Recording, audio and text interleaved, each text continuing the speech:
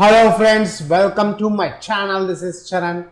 Let's continue the Python tutorial series. Now in this video tutorial I will explain how to calculate the number of days in a given month and year. So let's start the tutorial.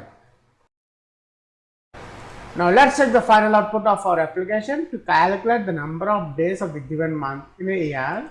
So code is enter. Now I am entering 2023.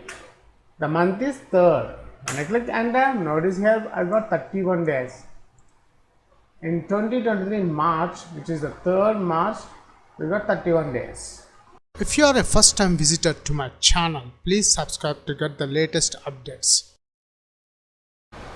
For this video tutorial, I am using Visual Studio Code. First, let's open our folder, which is a Python tutorials. And here the Python tutorials folder is added to the VS Explorer. Now let me expand this folder. Now in this folder, I will create one new Python file called calculate number of days.py.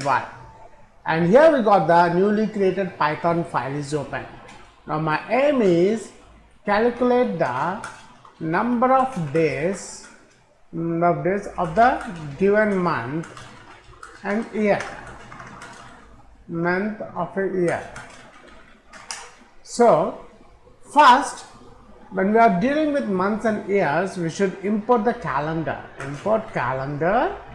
Then now I require the year first, which I want to enter by the user. So I am using input method. Input, enter the year, then I want to enter the month also here. Month, input, instead of year I am adding month in the input method.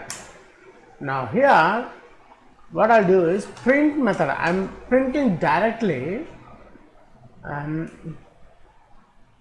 calendar dot month range. Month range is a method.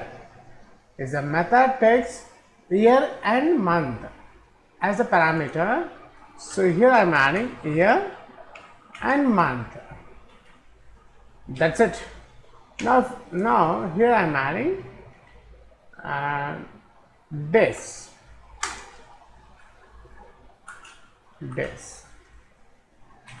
That's it. Now let's check the output. What we'll get. Let's save this file. Save all. Go to view. Click terminal, and here we got the terminal. Let's add py cal no number of days.py. When I click enter, it's prompting enter the year, which is 2023, and the month I'm adding 3, which is a March. When I click enter, notice here I am getting 2 and 31. The 31 is the number of days in a month. What we require is this one, 31 days. So let's clear this one.